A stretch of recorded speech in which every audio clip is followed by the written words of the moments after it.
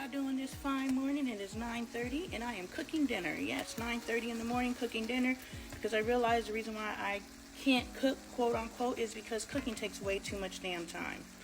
What's good, y'all? Lonnie Appleton here. If you have a couple minutes, got a couple of messages. I figure I want to change the fact that my family, not my kids, but my family is constantly eating fast food or from a restaurant because I don't cook. Dre doesn't have time to cook because he works all day. Bailey does cook sometimes, but otherwise we're eating out because I'm not cooking. And then when I do cook, I throw something together and nobody wants to eat it. So the key to resolving any type of issues we have is to find a way that we can work around. Not how society says it needs to happen, how we can work around. And I'm thinking if I cook dinner in the morning or sometime during the day, then it'll be ready when everybody's ready to eat. That way they have a meal that I was able to take my time with because I ain't got nothing going on right now. So the love and the time and what's necessary for everything to happen, it can happen during the day. It just doesn't happen at night because I'm busy, I'm working. So definitely if you are running across something and there's a change you want to make in your life, but you're like, okay, how do I do it?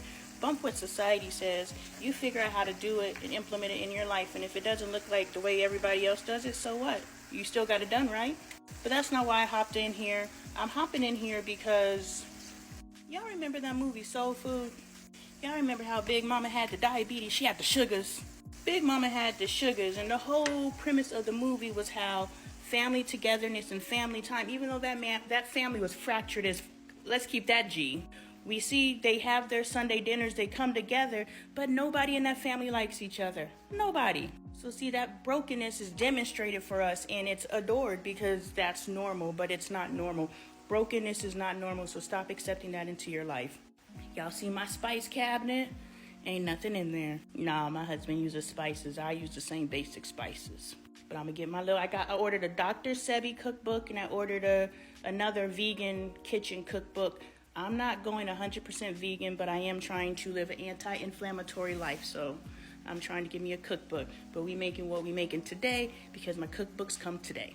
But we gotta eat now. So anyway, I was just thinking, Big Mama was your warning sign.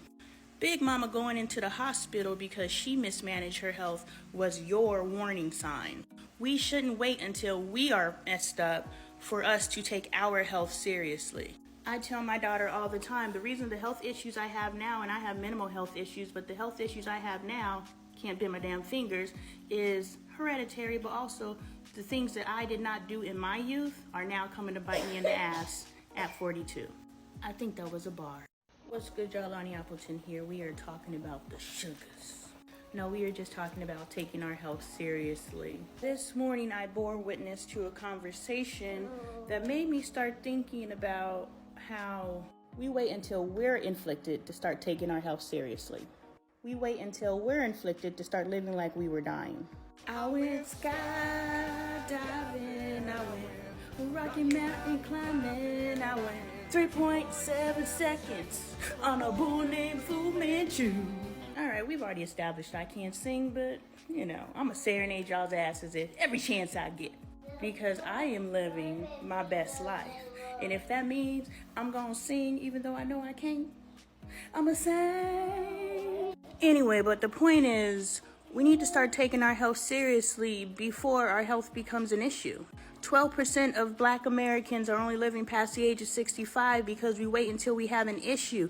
And once we have an issue, it's not maintenance, it's a problem. So I bore witness into a conversation this morning, and I was like, I bet you everybody who is aware of what's happening to this one individual is not going to make any changes in their lives to make sure that this doesn't happen to them.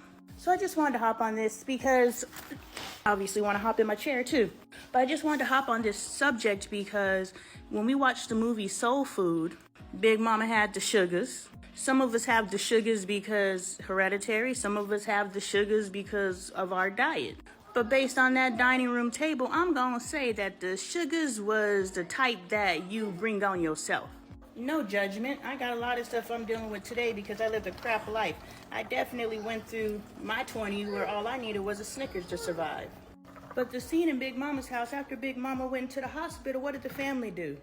They resumed family dinner. with all the fixings that sent Big Mama to probably an early grave. Did Big Mama make it past 65? Because we should be living past 65. Everybody else lives past 65 except for Black Americans. So the family resumes the behaviors that sent Big Mama into the early grave in honor of Big Mama. So I just want us to realize our hypocrisies. I want us to realize that we are not going to live forever, and a lot of us, less than 12% of us, are making it past 65. Now, if you reach a point in your life where you actually enjoy life, you understand the meaning, and you want to live this out, you know what I'm saying? You need to make some changes. You need to learn from Big Mama. You need to learn from Ali. I'm not sure how Ali lived. How long did Ali live?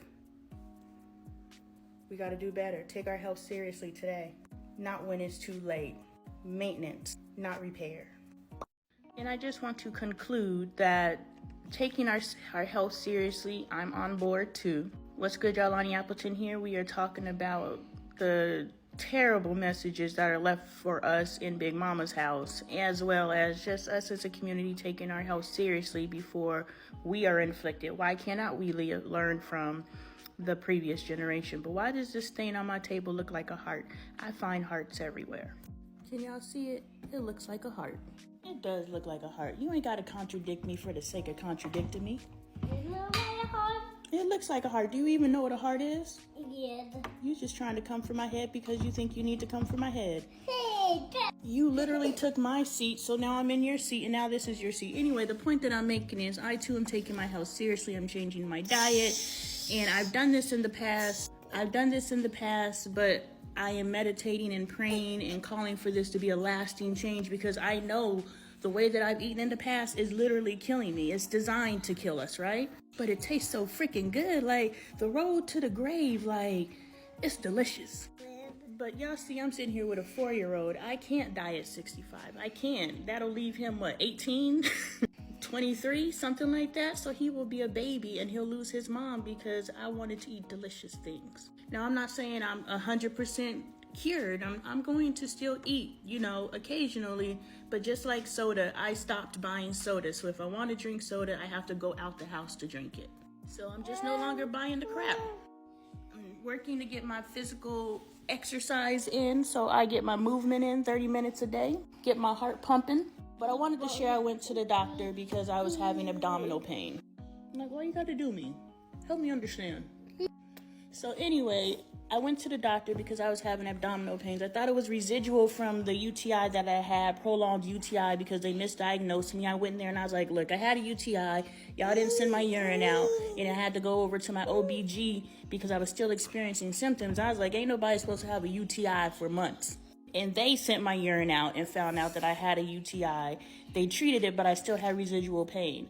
I went back to my doctor and I was like, look, because I'm sitting in my room and I'm just like, well, maybe it's just my body getting back to normal. And my spirit says, stop playing with your health. Go to the fucking doctor. I went to the doctor and I told the lady, I was like, y'all kind of played me and I'm not happy. So now my doctor is like ordering all kinds of redunculous tests just to, CYA.